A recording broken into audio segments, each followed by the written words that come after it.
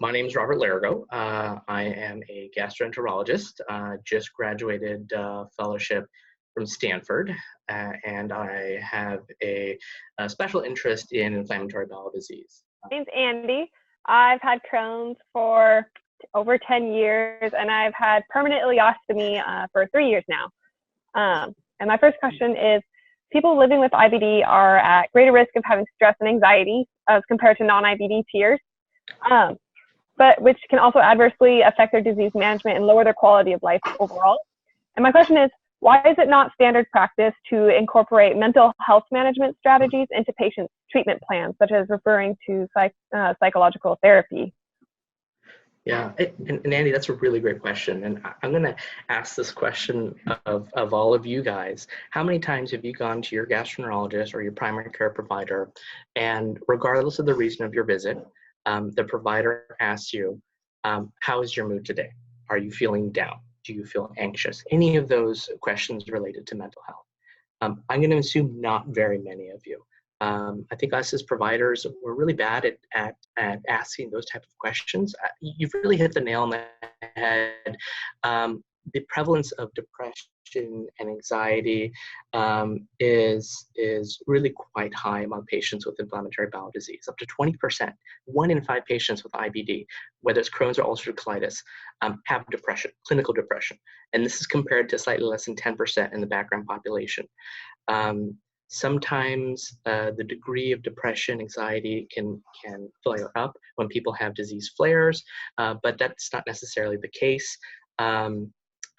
Patients with more active disease or who are undergoing a depressive episode rather are more likely to have active disease. So it's really unclear whether it's the IBD itself and all that inflammation that's affecting the mood, or is it the mood and the depression affecting our immune system that's increasing our risk for developing an IBD flare.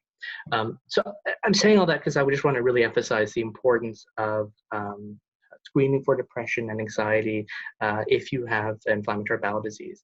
It's so important, in fact, that the American College of Gastroenterology in 2017, when they came out with their guidelines for regular healthcare maintenance for IBD, they recommended specifically, and I'm quoting them, screening for depression and anxiety is recommended in all patients with IBD, period. And they didn't mention how frequently we should screen patients.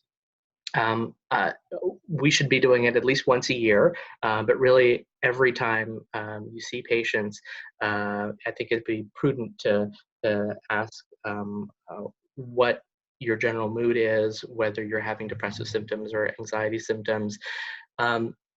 Unfortunately, inflammatory bowel disease, being the chronic debilitating disease that it is, the patients really have to advocate for themselves. And I think it's really important for you all to speak up. And even if the question isn't brought up by the physician, really put that in your book, your list of questions to kind of bring up, or list of topics to kind of bring up, because it's important to keep track of. Even if you're feeling great, that's really important to know. And if you're feeling a little bit down, or you feel like, oh, things are on the downswing, that's important for us to know as well. Hi, Rob. My name is Sarah. I have ulcerative colitis and a permanent ostomy. And my background is in mental health therapy. And I guess, is more just pleased to hear that there is at least some screening recommended from the American Gastroenterologist Association, because through my advocacy work working with people that have severe disease, drug addiction and severe mental health issues are not uncommon. And I think you bring up a good point that, primary care doctors aren't really even asking these questions. So, I think it's more of a collective whole that we all need to do better with mental health. But I just appreciate your answer and your thoughtfulness around patients' mental health with IBD, because it's, I don't think anyone with severe disease has a great mental health scope all the time. So thank you for addressing that. Yeah, anytime, Sarah. And again, it is really important. I could definitely go on a soapbox for hours and talk about how our medical system really isn't that structured as well as it could be, particularly in dealing with patients with chronic diseases. It's really tough seeing a follow-up patient for 15 minutes and be expected to cover every single metric that is recommended by societies like the American College of Gastroenterology, et cetera.